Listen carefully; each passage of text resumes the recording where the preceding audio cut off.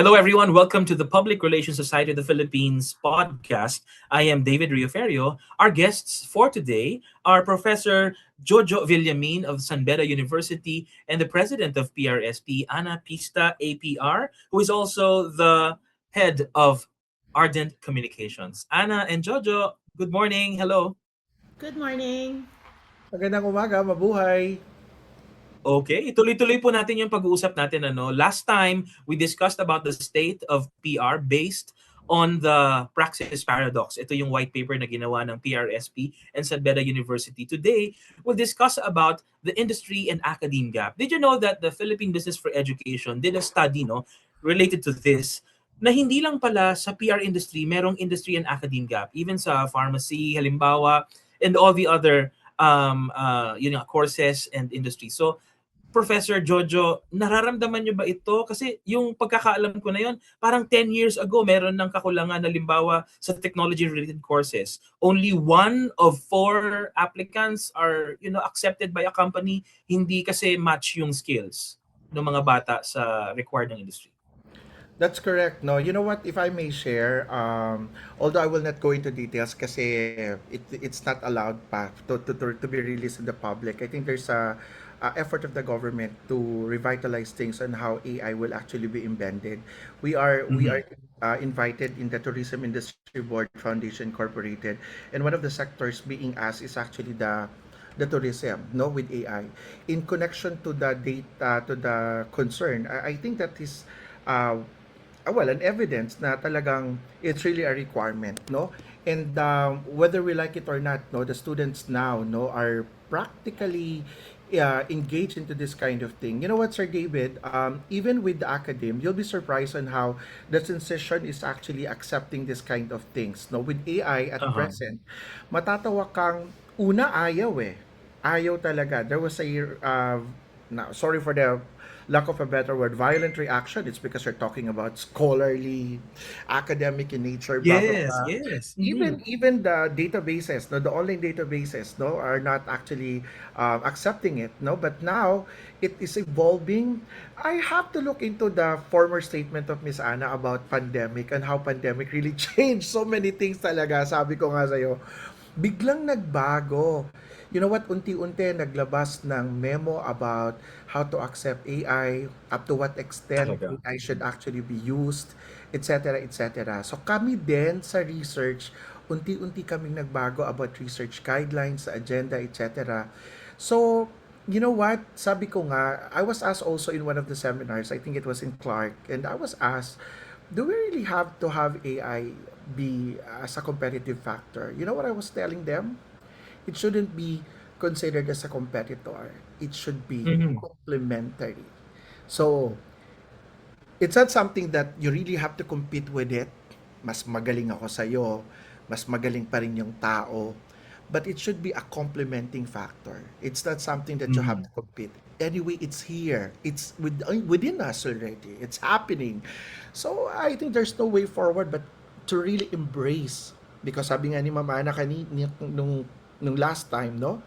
We really have to support and embrace eh. Kasi it's really helping us. Ako, I will definitely say, it helped us a lot in so many ways. So, ako lang, going back to, the core of your question, I think even the students now, no? Sabi ko nga, mas magagaling pa to sa amin eh. Ako, I have to agree to Mm. that. Mas magagaling pa to sa amin. So, if there are changes, yun nga lang with limitations ako. If this is something for, abuse, I mean, if things will actually become so abusive, then we have to put a stop into it. But I think, more than anything else, wala naman sigurong ginagawa ang mga tao para hindi sa ikabubuti ng nakakarami. So I'll go for that, Mhm. Okay. forward-looking.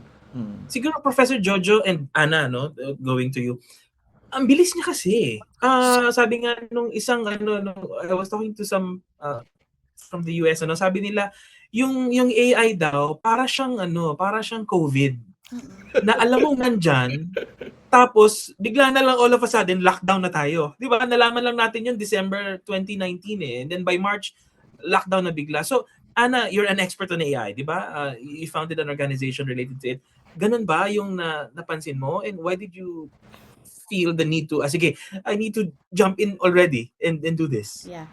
Actually, as I've mentioned kanina, no, this is a disruption.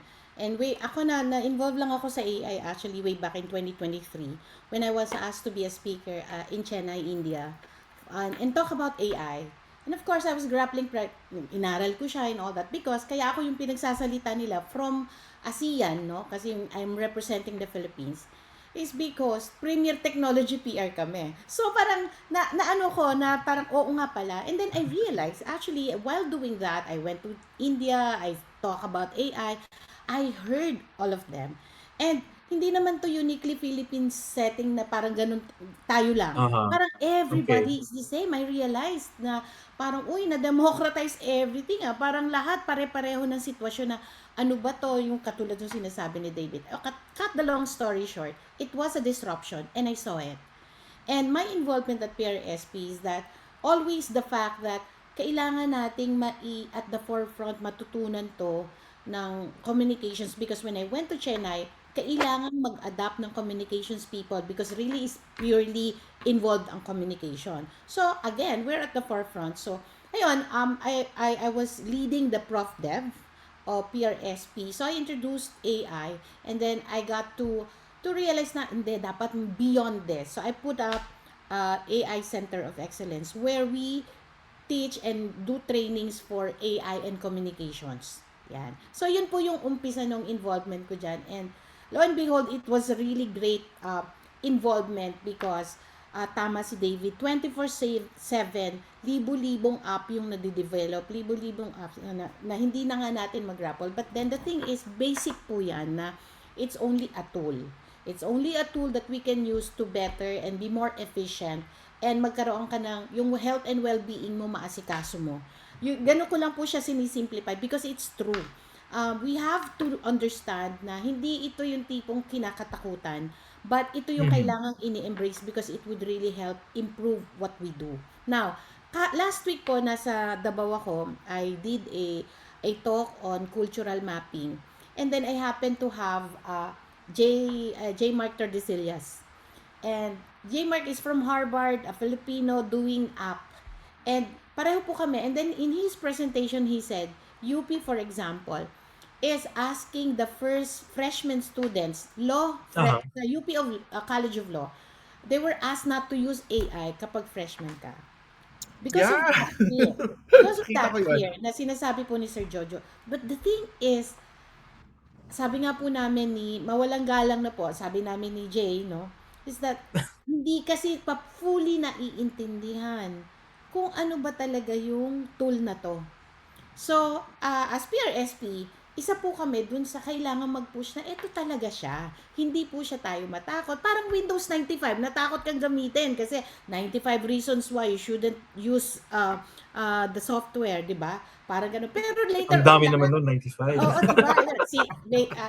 I'd like to quote Leo Magno, the Oo. pinakamagaling na columnist noon sa Inquirer. Yun yung sinulat niya. So parang, alam mo, yung ganong idea na takot ka pa, hindi takot kundi ba yung data privacy and all, those are legitimate questions.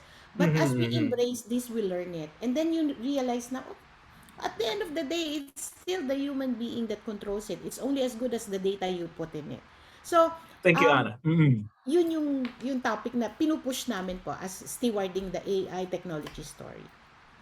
For those watching us and listening, we're talking about the Praxis Paradox. Ito yung aming white paper na ginawa between PRSP and San Beda University. Ang sabi doon, papasok po tayo sa classroom. Kakatok ako, Professor Jojo, no? Sabi rito sa study, faculty, redundancy, and the team teaching solution. Meron daw tatlong bagay na nag-feed doon sa industry and academe gap. Number one, the tenure trap, co-equal team teaching, and resource and financial barriers. Would you like to expound on any of those? Okay, so medyo ano lang ako dito kasi of course kami yan eh. Oo, ako yan eh. I'm Oo nga eh. representing eh, di ba? Kaya magandang galing sa'yo. Sige. Anyway, nakakatuwa because part of the participants no in the FGD are also coming from the academe. That's why it's really a Uh-huh. very good profile, if I may say so, no, na talagang it's a blend of academe and industry, no, in yung mga participants, and it was Mm. revealed also in the study na the tenure trap, sabi ko nga sa iyo, Sir David, kanina kasi 'di ba napag-usapan natin, how do you think faculty members are, adjusting to what the industry is requiring us to do, something like that. Yeah. May mga iba talagang very stagnant na. I mean, ayaw na Okay. nila. To tell you, no, for one, no, nung pandemic, may mga hindi na nagpa-renew. Ayaw na nila. Ayaw na nila to embrace technology. They don't want to have the LMS, the e-learning system. They don't want to study it Uh-huh. anymore. And I would like to believe the tenure trap is really evident in the academe. Kasi hindi mo naman masisi. Iba-iba din kasi yung goal ng faculty kung tutuusin. Ayoko na mag-aral, ayoko na mag-ganito, magtuturo na lang ako, ayoko na mag-dean, ayoko na mag-chairperson, etc., etc., etc. So I think we're in that trap already. And I would like to believe that's really evident in the academe. I might say it's highly evident at this point in time because of what's happening around the world, perhaps napagod na rin siguro, Sir David. I think on the area Mhm. of co-teaching, just to address, no, the tenure trap system, I think it is more welcoming also if the faculty or the school in itself will actually embrace so much of inviting practitioner to sit in. Or let's say, for example, let's have an hourly talk from Miss Anna, from Sir David, from Sir Ed. It's actually happening in Hong Kong, no, in Hong Kong Polytechnic University. Even stars like Jackie Chan is being invited Mhm. to speak before the students. So yung mga ganong bagay ba, it will add value to the team teaching approach, no, na hindi lang naman talaga galing sa academia, from books, etc. and all, but napaka-refreshing, no, if these are really coming from the industry. Ako for one, Sir David, no, I've been invited to join the Marketing Research Society of the Philippines with regard to on how Mhm. the research society, ako I myself, parang medyo may resistant ako ng konti kasi 1 week lang sa inyo, kailangan may result na kaagad eh. Parang, wow, sandali lang ha. Oo. And if you're coming from an academic perspective, sandali lang. Baka lalo ako ma-stress kung tutuusin. Okay. So yung mga ganun ba na, sige, allow na lang natin itong mga ganitong team teaching approach kung po pwede. No? I think the solution will actually be siguro for the benefits also both sides of the story from the academy and the industry. And of course, hindi namin kayang bayaran ang practitioner. Barya lang Mhm. kami sa academe. So parang, I think that's one of the barriers And also. that shouldn't be the case, no? Na barya lang sa academe because you're the foundation. Papayag ka bang barya lang ang ilalagay mo sa pundasyon ng bahay mo? Well, in Anyway, that's just fairness, me. in fairness naman sa mga affiliations ko, they're paying me good. Very much good. Okay, okay. Above the academic rates. But of course, Sir David, of course, Yeah, I'm, yeah, yeah. I'm speaking for the so many other schools that might not Correct. be in my level at this point in time. So, talagang baka hindi namin kayanin on an hourly rate. Ako, lagi ko sinasabi, pag may mga kapatiran ako na imbitahan, kapatid, ano lang kami ha, low-key lang kami, ganyan. So, wala Mhm. kaming budget, we don't ask students to pay, yung mga ganyan. So, naintindihan naman nila. So, I'd like to put it's more on advocacy talaga. And what you guys are doing with PRSP, and I think with all the rest of the professional organizations, because I've been involved into that, free naman tayo, Ma'am Ana, eh, 'di ba? Kahit pamasahe, pagkain, wala talaga. So talagang it's really for the love, no? So I think on that edge, pwede namang solusyonan, Sir David. Pwede namang Mhm. solusyonan. Although we have to embrace probably and realize na existing to mga ganitong concerns. And Uh-huh. nakakatuwa lang, the result of the FGD, na-address nila yung problema, pero alam din nila yung solution. And they're helping actually both sides of the stories. Ako, Yun nga ano lang, Mhm, mhm. talagang medyo medyo may kabagalan on how we can adapt these things together. Mhm, mhm. Ma'am Ana, you were saying? Ana? I was Mhm. saying, as I was saying, meron akong 4 pointers actually to close the gap. And isa dun yung sinasabi nga ni, I 100% agree with Sir Jojo. Hindi naman mahal, ganun eh, no? Nandun yung sa pag-uusap kasi nga, here in the Philippines especially, di ba, yung paying forward concept is that when you reach a point, kailangan mo mag-pay forward. And those are the kailangan nakakapitalize natin. But, Mhm. to go back to my 4 point na para to close the gap, yung sinasabi ni David dito, is that Uh-huh. the first thing is build the pipeline. When I say build the pipeline, let's strengthen the peer education in universities So graduates enter the industry with stronger grounding in strategy, ethics, writing, research, measurement, reputation, and stakeholder management. So I think this result, malaking tulong po ito para ma-push to. Kasi meron tayong pinag-uusapang basihan para i-push natin to sa mga university. So that could be one of the use of this research, no? The result of this research na para, uy, paringig mo nga to sa CHED. Uy, ipakita mo nga to. Ito pala to. So, that's the start of the conversation. That's building the pipeline. Number 2, let's close the academe. Ibig ko po sabihin dyan, yung close the academe industry gap is bring practitioners into classroom and students into real workplaces through internship, mentorship, faculty industry. So I have to mention, kahapon po, we talk about the job and internship hub initiative ng PRSP, where again, dito po yung magiging entry point ng mga university na mag-i-intern, tutulungan po ni PRSP na ipasok sila sa mga kumpanya, korporasyon, ahensya, na pwedeng mahasa sila in that 300 hours or na kailangan nilang i-accomplish. So, isa pong way yun. It's a good start. So, job and internship opportunities for them, and us teaching as practitioners within the university. And then the third one is future-proof practitioners. Education cannot stop at graduation. Continuous professional development, especially in AI, data measurement, etc., keeps practitioners relevant as the profession changes. And the fourth, no, last but not the least, create professional standards. And that's part of the roadmap. A stronger learning ecosystem, supported by PRSP Academy, nandun din po yun in APR accreditation, and PR professional things that we do within the organization. So, to cut the long story short po, for us, in order to close the gap, education moves PR from being learned largely through experience to becoming a profession built on defined competencies, standards, ethics, and continuous learning. So that would be the ecosystem po. Simple lang po siya, and I believe it's very much achievable. Thank you, Anna. Yung nababanggit po, ano, for those listening and watching, yung nababanggit na roadmap, it will hopefully be presented at the 33rd National Public Relations Congress happening on September 17 to 18 at Soler Resorts North. So you just go to the website of PRSP and siguro socials, and then you can see all the details there. Back to Professor Jojo. We're talking about CHED. Gaano ba katagal? Wag na gaano katagal. Gaano ba kahaba? Mahaba rin pala, no? Ano ba ang journey, no? Ano ba ang journey ng mga policies na ito bago siya maisa katuparan, ma-implement sa academia? You know what? I also attend to this kind of concern with one of our clients before, also with San Beda, no? And where the school is actually looking for an accreditation of a certain program. And sorry naman, proprietarial kasi. So, alam mo na. Sure. At tapos, ang nangyari kasi, you really have to start with the feasibility study.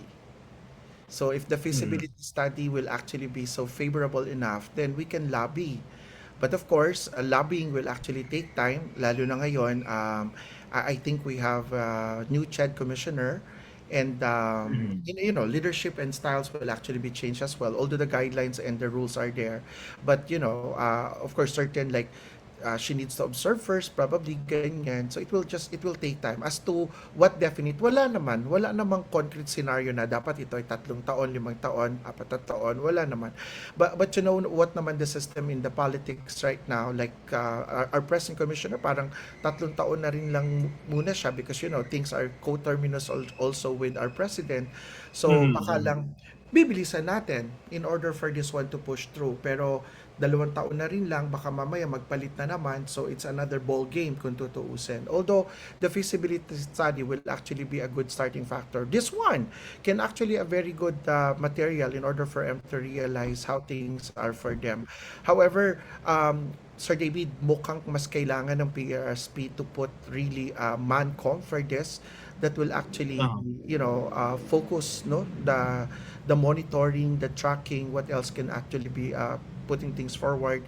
It has to be visited, and you really have to talk to the technical panel, which I think of last factor already. You have 2 technical panels already for COM. So that that makes things easier. Perhaps, Sir David, it's because of the present, and they are involved. Actually, they're part of the participants here. So, Mhm. it might be of a speedy process, but again, I cannot guarantee of a definite date and time. I think we really have to follow guidelines also for CHED, which is, I think, feasibility study, and then you really have to put your intention forward. Ang sabi ko nga kay Miss Ana, ang maganda kasi dito, it's the industry telling CHED. And I think it's a Okay. plus factor. I Mhm. haven't heard of any, professional organizations lobbying that there should be a program like PR, exclusive one for PR, lobbying to chat. I haven't heard so far. In my years of teaching, I haven't heard so far. So it's normally, academic organizations lobbying also, but not coming from the industry. And I'm very happy, from the bottom of my heart. It's really the industry telling CHED, hey, help us, we want to do this. And it's a very promising one, no? But I hope the recommendations is also part of the roadmap. It's because it's not as easy as one, two, three. Mhm. So, Thank you, yun Professor. po, ganun lang Mhm. naman siya, Sir David. Thank you. Sige. Professor Jojo and Anna, before I ask for your final messages, gusto ko lang sabihin na kanina pa natin napag-uusapan na okay, we do this sa level natin, pero nababanggit nyo din the critical thinking is very important pagdating na dun sa industry mismo. And dapat yan, yung foundation, meaning the feeders. Elementary, high school pa lang, itong grade levels na ito, nasosolidify na yung mga ganyang skills para pagdating ng college, they'd know, which course really to take and yun nga, which works to go into. Anyway, Professor Jojo, for your final message, please. Okay, you know what? It's a very welcoming opportunity to have this kind of engagement, not because we are being tapped by PRSP, but perhaps it will be a very good scenario for the academe to really appreciate the efforts made by the industry. And I'm clamoring all the other professional organizations to have the same initiative. I think we need, it's more of, not you needing us, it's more of us needing you. It's the academe really needs so much of the industry inputs, and I think this particular conversation collaboration will be a startup, no, for everyone else. And you know what, Miss Anna, sorry if I'll be using the same model. I'll be asking also some of my colleagues in the other professional organizations to do similar things, similar to this initiative, so that we can, start a bomb, perhaps, similar to Mhm. what we actually gained from the result of the FGD. But it's more than that. I think it will actually be, sabi ko nga sa mga bata, before you can actually do final decisions, it will always boil down to research. And I think this is a good practice wherein professional organizations like you, no, who really believes in research. And I hope the other organizations, so if I have to clamor, all the other professional organizations there, business, corporate organizations, please, please, please. I think it's more of the academe needing you. It's not more of you needing us, but it's more of us. And reaching out is actually something very, very important for us to collaborate more. Without you knowing, we're more of mas kami yung natututo kaysa sa inyo. Thank you. Professor Jojo, sorry sa mga nakikinig na nanonood, ipupush ko na ng onte. Sabi mo kanina, no, kailangan nga nag-uumpisa yung policy sa feasibility study and then you're saying dapat may research talaga. Ako kasi personally, baka ako lang naman ayoko kasi ng research. Actually, kamo the industry need results yesterday. Di ba? So, can you please encourage us more? I mean, of course, we're thinking of beyond ourselves, Tama ba? Can you You know what, encourage Sir us more? David? I always tell this to my students. It is a stigma. It's a culture. Pag napakinggan Uh-huh. yung research, parang dentist, masakit ang ngipin, takot na kagad yung mga bata. Ang hirap Okay. tanggalin. So without me telling na, I mean, I don't have to sugarcoat. Research is really very difficult. But you know what? We have so many ways on how to make things better for us. Allow me to share, no? I may go some Please, lecturing please. already. We're defining, like, the traditional chapter 1, 2, 3, 4, 5. So we embrace already on how international journals are requiring also us, like the IMRAD approach. Mas napaikli na Uh-huh. siya. Normally mga 25 pages na lang yan. Alam mo naman mga bata, ilang page, alam mo page number ang labanan ng research, mga Really? 50, 60. That Global was space ba ngayon? Oo. So you'll Sorry. be surprised in the IMRAD approach, like 10 font size, single space, 25 pages, maximum na yun with references and all, para lang Uh-huh. maalis yung stigma. And I think even research is evolving, no? The format, the Mhm, structure, mhm. etc. So meron naman, pero I mean, on the top of it, Sir David, it's really a stigma. Ang hirap tanggalin. Mhm. Yung term pa lang na research, takot na ang lahat, kahit sa bata. Sabi ko nga, may sumali man lang sa PRSP na research ang Nature or kahit sa marketing research agency, Miss Ana, talagang sinasabi ko sa mga bata, may sumali lang sa inyo sa industry after my stint with you. Sorry naman, ang ingay sa condo. And then definitely, these things are, that means we're live. Sorry po. Ayan. And then definitely, Wala. yun sir, the stigma is really difficult to erase. And I don't know, probably past my lifetime, mukhang hindi pa rin siya magbabago. Research will always be difficult. So instead of sugarcoating it, let's embrace it and find ways on how we can make certain adjustments that will actually make it things so easy. Ang gusto ko lang talaga makuha, you know what, Sir David, paano ko minahal yung research is something like I have to put in black and white so that my students will also be able to embrace how did I process to learn and love research that much, and how they can emulate that kind of system and bring this to their own system so that they will actually have, Mhm. a better perspective on how they will appreciate research more. um, to be honest with you, I love traveling. I love doing research, and if I can put these things, I mean these two things together, why not? I'm getting so much Mhm. of free travel because of research. Lagi kong sinisimulan sa mga ganong klaseng perspective. And I think, yung ganon, ilink mo lang siya sa motivation ng bata, and I think it will actually create so much of progress. Kasi ganon Nice. nag-start sa akin eh. Gusto kong lumayas. Research ang magdadala sa akin doon. E di gagawa ko Gano'n. ng research para makalayas ako for free Mhm. na hindi Very ako good. mahihirapan sa visa. Imagine mo just presenting an Oo international nga. research conference, hindi ako mahirapan Yes. humanap ng visa. So Mahirapan ka imagine lang sa just research pero sa visa okay. yun Sorry. na lang, yun na lang. But if you can Oo. link, research into an interest of a particular individual, I think you will Yeah. find so much of happiness into it. I can travel for free. I can research for free. I can be accommodated for free. I can go and learn so many culture for free, and that's because of research. And that's how Thank you. I Mhm. always start how people should love research. You just link it to your interest and motivation, and then it will progressively come in your way. Thank you, Professor.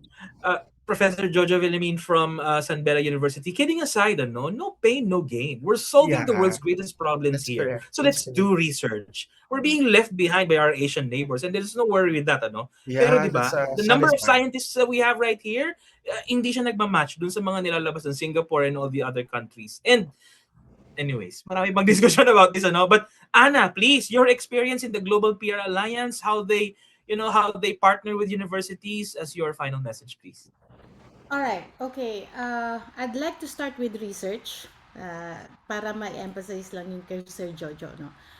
The job that we do, you can never go wrong with data. And the job that we do, we start with insighting, we end with foresighting. And that involves so much research.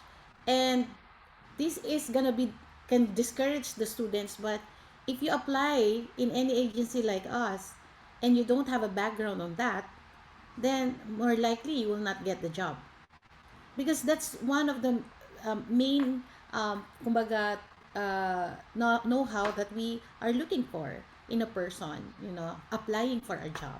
So this should be kumbaga part of that. So they shouldn't be afraid. So kung gusto nila ng communications as a whole, not just PR and all, research is the pinaka-importanting fundamental doon. So writing and research, still the basic things, and you will never go wrong with that. Nag-i-improve Mhm. ang technology, but yun yung pinaka-basic na kailangan. So, hindi siya dapat mawala. So, in everything that we do, it's research. Now, itali po natin to dun sa